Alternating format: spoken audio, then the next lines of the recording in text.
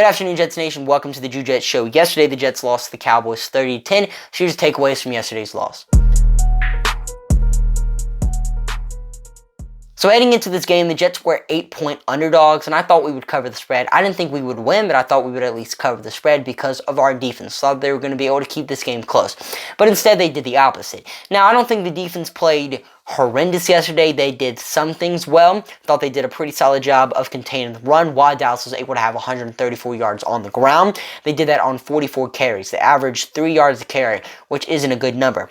Their leading rusher, Tony Pollard, had 72 yards on 25 carries, averaging 2.9 yards an attempt. That's also not a great number. So the Jets were able to do a solid job of containing the Dallas Cowboys rushing attack. Whenever Dallas would get into the red zone, thought the Jets did a pretty solid job of preventing them from scoring touchdowns. Of course, Dallas was still able to get points on the board, but it could have been a lot more. The final score could have definitely been a lot worse for the New York Jets, but because the defense was able to step up big in the red zone, the New York Jets were able to prevent this from being a complete rout, even though, we did lose by 20 points. Also thought the Jets had a pretty good red zone defense yesterday. They weren't perfect. They did allow a couple touchdowns whenever the Cowboys were in the red zone, but for the most part, whenever Dallas went into the red zone, they walked away with a field goal, which is definitely always a good thing. And I also thought the pass rush wasn't terrible yesterday. We only had 1 sack, but we could have had a lot more if the New York Jets could have stopped the short and check down passes from happening.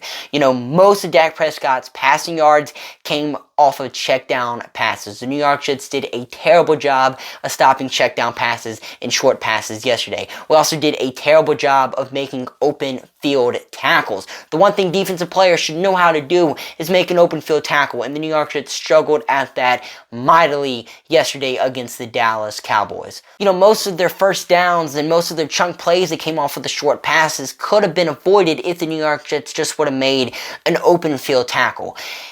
And because we struggled at that a lot yesterday, Dallas was able to get a lot of yards after the catch, which also never really is a good thing. CeeDee Lamb completely also ate us up on defense yesterday as well, having 11 catches for 143 yards, with most of his yards coming on short passes. And after the catch, he had like one 50-yard catch in the first quarter. But outside of that, most of his yards came on checkdown passes and the New York Jets not being able to tackle him. So it wasn't the best defensive performance, but I also think we could have played a lot worse on defense despite allowing 30 points.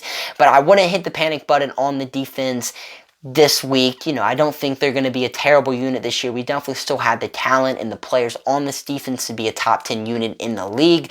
We just got to sort some things out as the season goes along, and if we are able to do that, then this defense should be a pretty solid group. But moving on to the offensive side of the ball, the Jets didn't have a good day on offense.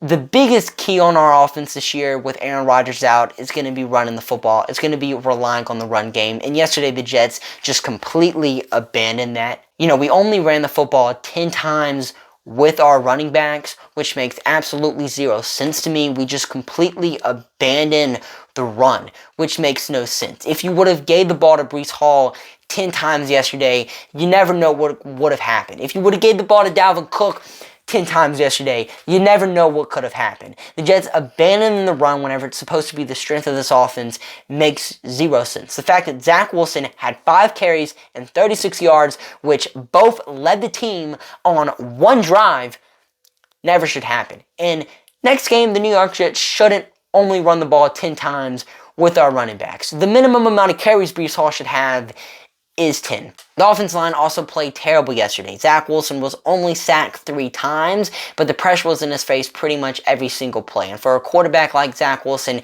you got to give him time to throw in the pocket. And as for his performance in general, I thought Zach Wilson had a solid day. Yeah, he did throw 3 interceptions, but all 3 of those picks came in the fourth quarter whenever we were losing by 20 points and he was just trying to make a play. Yeah, he forced the ball to a receiver. Yeah, he made a bad judgment on a safety coming across the field on a deep shot to Garrett Wilson, but he was just trying to make a play happen, trying to give the New York Jets some chance to come back in this game and win because we were losing by 20 points in the fourth quarter. He was just trying to make a play happen. So yeah, the interceptions weren't great and they're not going to look good on the stat sheet, but he was just trying to make a play happen. And whenever we were still in this game in the first 3 quarters, whenever we still had a chance, I thought Zach Wilson didn't do anything too stupid whenever he had an open receiver he was able to make the throw. He was, making some solid throws yesterday. It wasn't the worst performance from Zach Wilson, and we've seen a lot worse from him. So overall, it wasn't the best day for the